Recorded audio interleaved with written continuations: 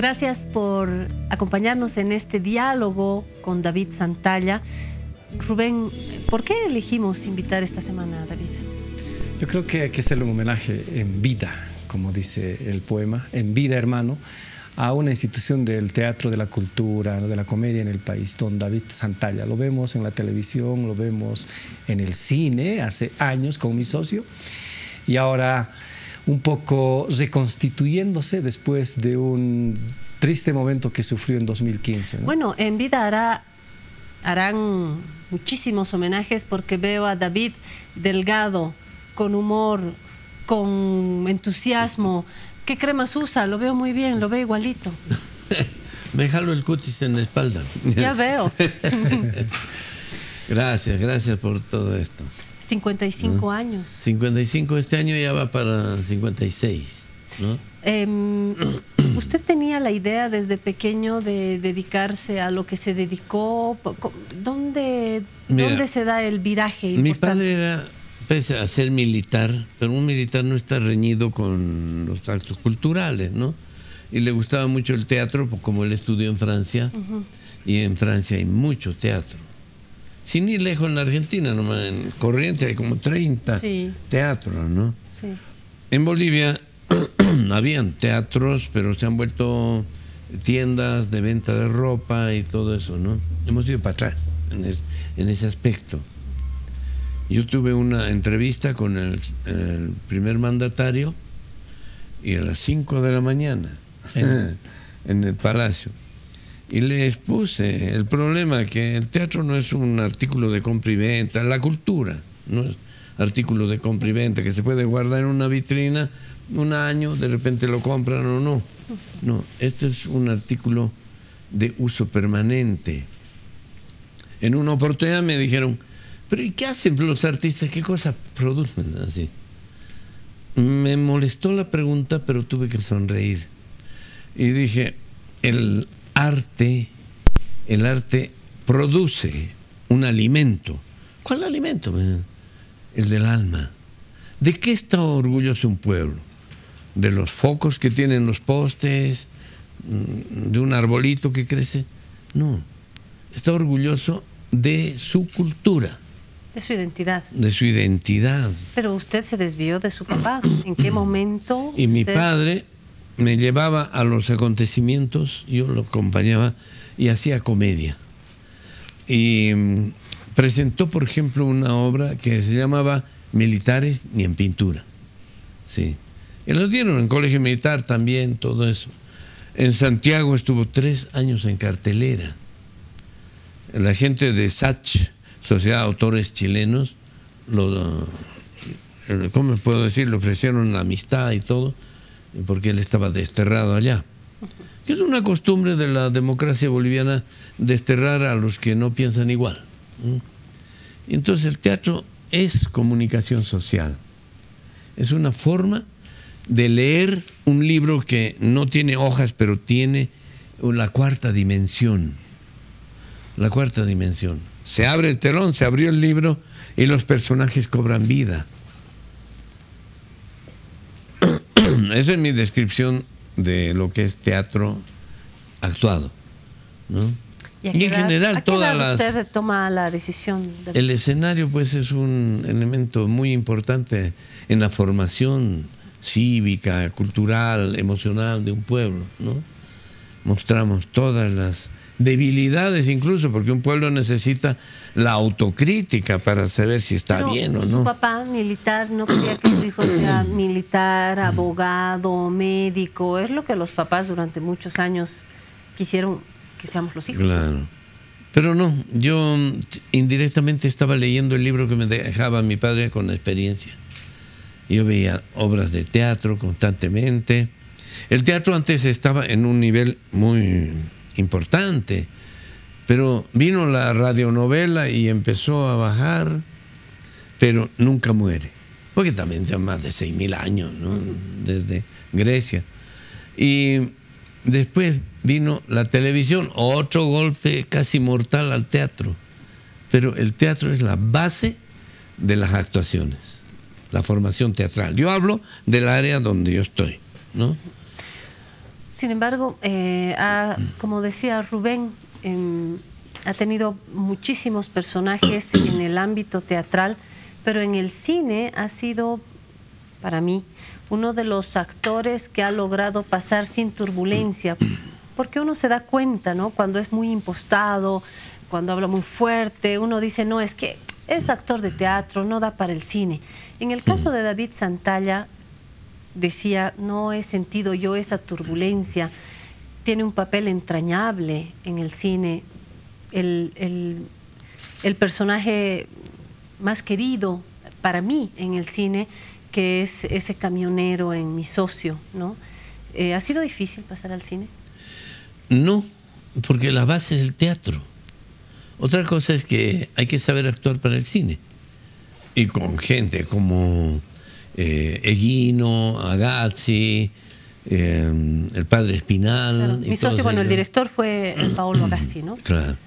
Entonces ellos me decían, padre Espinal me decía, no actúes, sé el personaje en ese momento. Entonces me dio una cierta pauta. Entonces, yo creo que hay que ser sinceros en la actuación. Porque tomas un personaje, es como vestirte con un overol o lo que sea, y ya eres el otro, ya eres el personaje, ya no eres tú. Así es. Yo vuelvo a 2015, siempre tengo ese episodio triste de la gente, de la opinión de los amantes del teatro, cuando convaleciente David Santalla decía que iba a volver y aparentemente por lo delicado que se encontraba nadie pensaba que iba a reconstituirse, que iba a resultar una Recuérdanos qué pasó, Rubén. ¿Cómo? Recuérdanos qué pasó en ese momento. Entonces había una tristeza en la gente, muchos gestores culturales ya reclamaban el homenaje a David Santalla, pero de pronto David Santalla aparece, reaparece. Pero hasta me hicieron un obituario también. Hasta le hicieron un obituario, no recuerdo Faltaba mucho. que yo asista a mi entierro. Claro, exacto. Y resultó ya lo que David enterrando. Santalla a los 5 días ya estaba animándose a presentar una obra de teatro. Sí. ¿Cómo fue su regreso me costó, en ese momento? Me costó bastante, porque cuando quise caminar, porque estaba afectado en la parte derecha del cuerpo. ¿Qué le pasó para la gente que no ha seguido? Voy a explicar. No era un coágulo, era derrame cerebral en la base del cerebro, la parte más difícil de operar. Ahora, yo le hago broma, ¿no? Porque ahí le destapan el cerebro, le quitan el coágulo, entonces, pero aquí en la parte baja hay que entrar y se pueden tocar muchos órganos, que sean ramas, lo que sea. Entonces se reabsorbió. Gracias a que yo era deportista, no fumaba gracias a mi hijo, a Yúngaro, que me agarró los cigarros un día. Yo pasaba por un problema de familia y agarró, papi, quiero que vivan más tiempo a mi lado, me dijo, y echó al inodoro los cigarros. Me afectó eso tanto porque yo decía, estoy amargado, cerrado en mí mismo y no estoy disfrutando de mi hijo, de mis hijos. Me vuelvo egoísta y empecé, o sea, dejé el cigarro, ¿no? Había sido cosa de decidirse y dejarlo. Y nunca más volví a fumar. Y eso me salvó la vida. Y volvió y retornó y está decía, con mucho entusiasmo, se lo ve bien físicamente, se lo ve bien de ánimo. O sea que es cierto eso, que veneno que no mata engorda. Sí. ¿Verdad?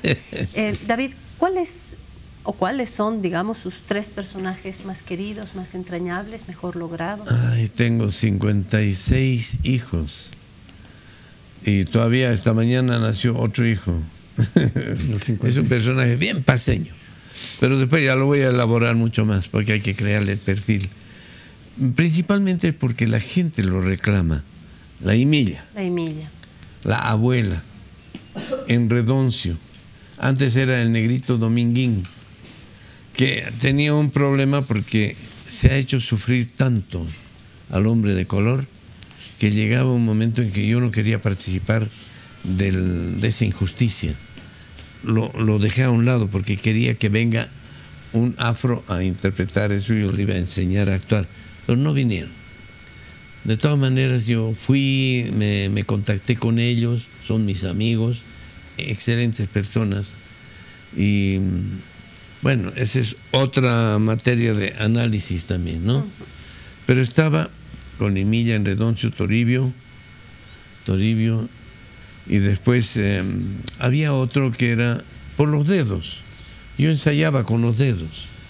Este era el bachiller, o sea, el niño. Ese niño es... yo no vengo de padre y madre, vengo de tía y cuñado. Así. Y este otro era más o menos... el hecho era inútil, ¿no? Pero sí, sin embargo, es útil. Este otro era el más orgulloso, así de voz gruesa, ¿no?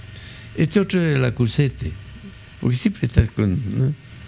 Señora, yo no he sido aquel otro, decía su voz, ¿no? Y este era más así de buena vida, ¿no? Entonces, bueno, así les ponía ojitos y ahí empezó, digamos, creo que empezó ahí la carrera, porque eso me sirvió para encarnar diferentes personajes. Irlos alternando, ¿no? Y volver, claro. Y el mantenerse durante tanto tiempo en un nivel que yo agradezco a la gente su preferencia, es difícil. Fácil es llegar arriba, pero el problema es mantenerse, ¿no?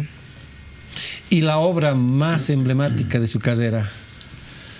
Bueno, empecé con Médico a Palos, pero esto en Chile, en Santiago. Una obra de Molière. Sí.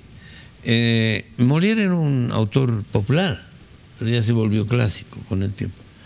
El Internado Nacional Barros Arana era de 1.500 alumnos internos, grande, 11 patios y todo eso.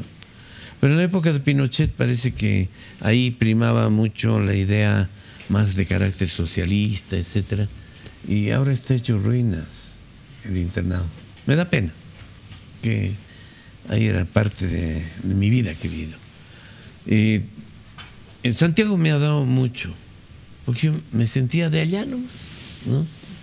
Y no me daba cuenta que estaba hablando así, pero no por farsante, sino por adaptarse al medio, ser travieso como ellos. Y de ahí es que saqué por conclusión, porque discutíamos. Pero eso es un buen actor, el actor que puede adaptarse, que puede integrarse a un determinado grupo, muestra, habla de la flexibilidad, ¿verdad? Sí, sí, sí. Ese es el arte del actor.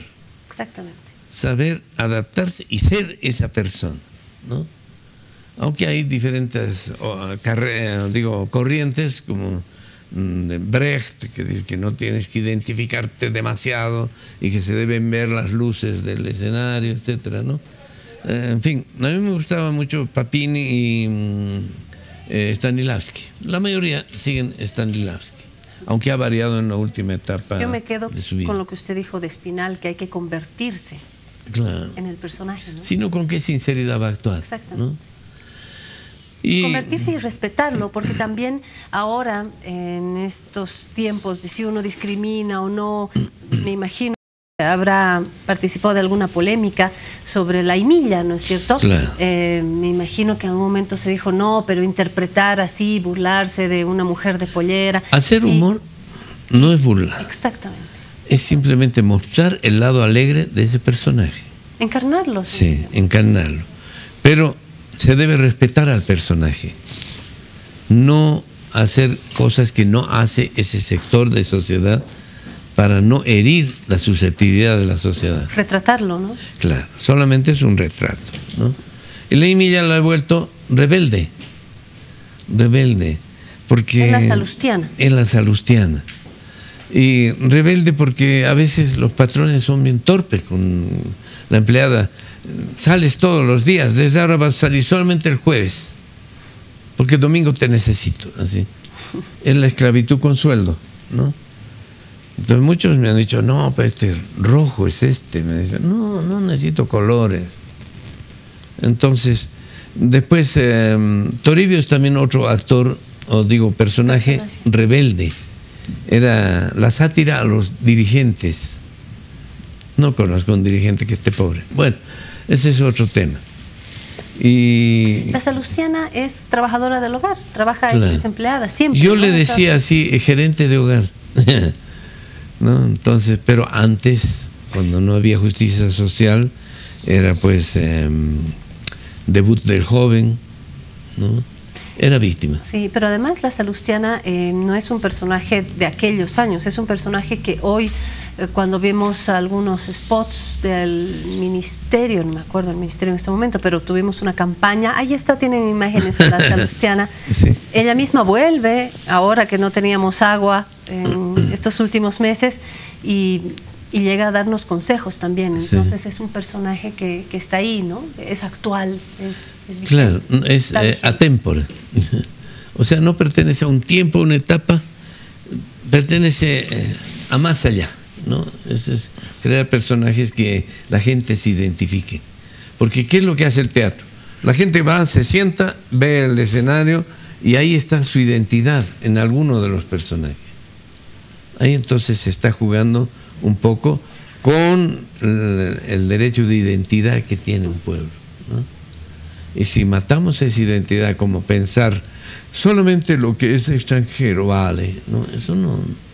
Tenemos que dar lugar a lo nuestro primero, y después lo del exterior también, porque nos enseña muchas cosas, ¿no? Entonces, David Santalla está atareado estos días, desde el martes. Sí. Está en una serie de presentaciones de la última obra, ¿no? La Emilia, la Bruja y el Vampiro. Se presentan este sábado y domingo en La Paz. La Emilia, la últimas Bruja funciones. y el Vampiro. Sí.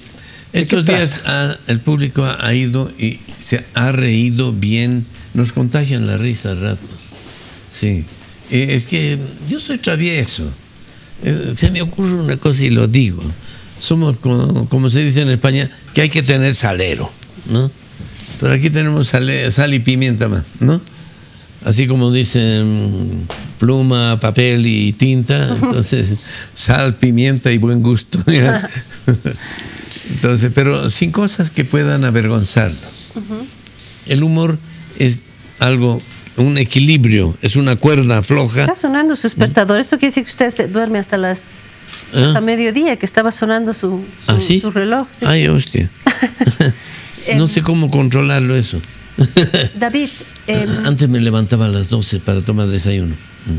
¿En serio? No. No, y después de mi accidente cerebrovascular, creo que se llama, ya me levanto a las 6 de la mañana para seguir con la fisioterapia. Ya terminó con la fisioterapeuta y entonces yo sigo con la gimnasia porque siempre me ha gustado la gimnasia. Y es que tengo que tener estado físico porque no llegar en mal estado, caminar como si el mundo le atrajera mucho más hacia la tierra y finalmente lo entierran, ¿no? No, y es un tema de actitud, ¿no? Nuestro amigo y parte del Consejo de Piedra, Papel y Tinta, Jorge Greve, siempre nos dice que hay que morirse vivo. Hay que estar bien hasta el último momento. Cuando nos toque, uno se puede morir mañana o de aquí a 20 años. Hay que disfrutar y hay que vivir con ánimo hasta el último Pablo momento. Neruda decía, viva la vida, muera la muerte. Excelente. Entonces, nos estaba contando la trama de la Emilia, la Bruja y el Vampiro. Sí. Es una historia de un robo y la vivencia de un vampiro humano criollo en el hogar.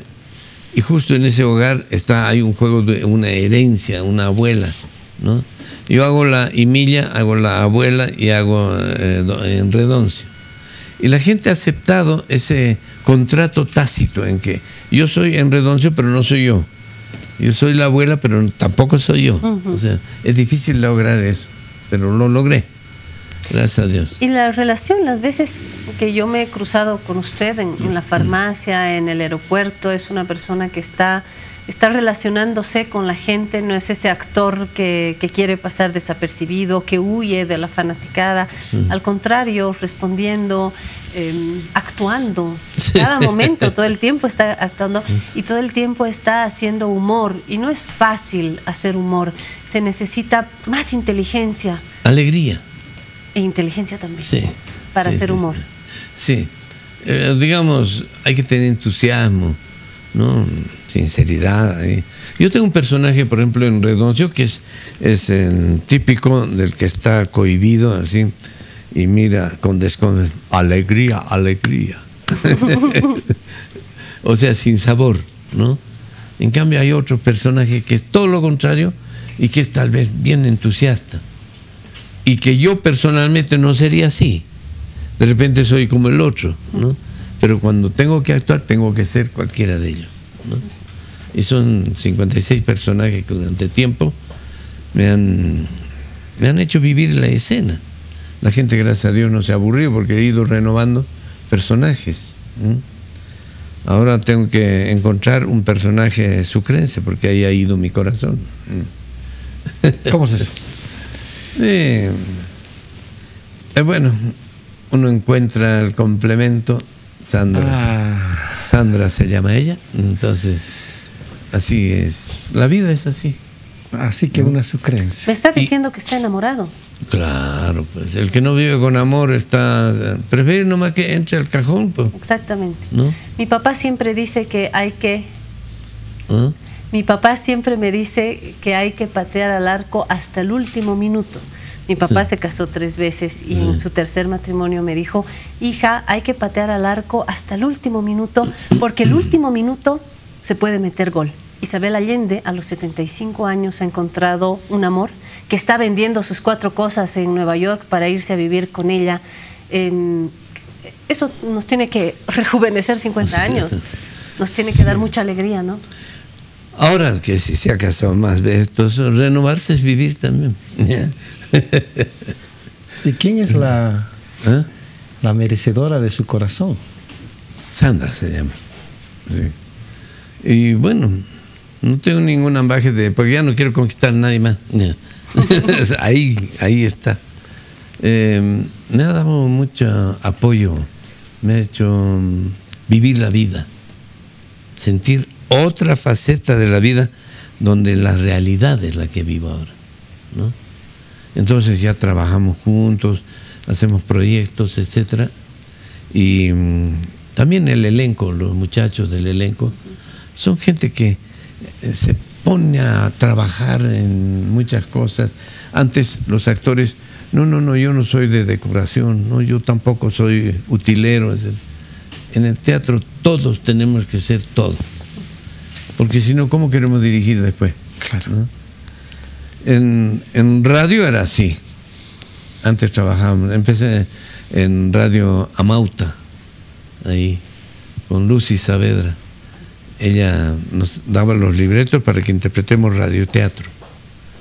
Y después ya Radio Nueva América, estuvimos en Radio Altiplano. ¿Te después, gusta el humor político, David? Yo siempre digo, no me gusta hacer pornografía.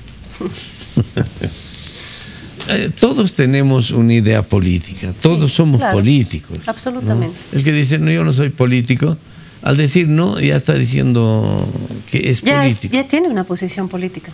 Sí. Lo pregunto porque ha habido una serie de proyectos de humor con un componente político alto. Me da la sensación de que en La Paz, pero en Bolivia de manera general, en La Paz de manera particular, somos muy políticos. Como dice Edgar Arandia, el que está vendiendo maní en la esquina está preocupado del asunto político, está renegando. Somos políticos, nos reímos de los políticos. Es esencial informarse, es esencial. Pero eso no quiere decir que uno sea confabulador y cosas por el estilo, ¿no? Debemos ser un poquito más prácticos de democracia. Si el otro piensa diferente, de repente su idea es buena. O sea, tenemos que las posibilidades, tenerla, el equilibrio. Pero ser críticos también, ¿no? Hay que criticar. Ahí incluso los marxistas dicen la crítica y la autocrítica. Bueno, pues entonces pongan en práctica, ¿no? Y un dicho yo tenía. Como decían un amigo, decía, mira, te voy a hacer una autocrítica. Ahí dicen, el que no se critica a sí mismo quiere decir que está conforme con sus defectos, ¿no? Entonces, hay que criticarse. A ver, hay otros que se ponen frente al espejo y dicen, a ver, dime, así, pero el espejo no le contesta, pero no sé, de Blancanieves, ¿no? Pero sí hay que autoanalizarse. Bueno, critíquese. ¿Cuál es el defecto? El defecto, ¿cuál es la tarea que todavía no ha logrado?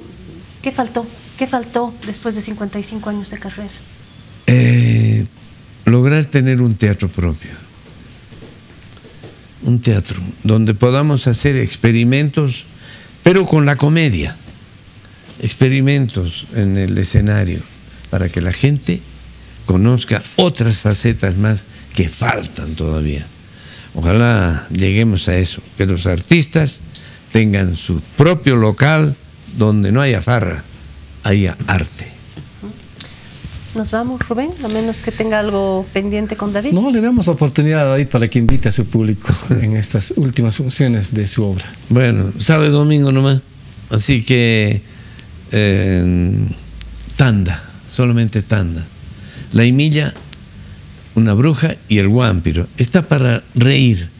Yo hago una broma un poquito pesada, digo, es para todo público, menos para los sordos porque no nos van a escuchar. Garantizado que van a reír.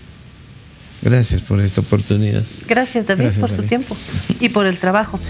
Rubén, gracias por acompañarnos. A bailar en el Gran Poder. A bailar en el Sí, Gran sí, Poder, sí. sin excesos, no excederse con el alcohol, a reír con David Santalla, a disfrutar de la vida. Que tenga usted una lindísima semana. Nos vemos en 7 días.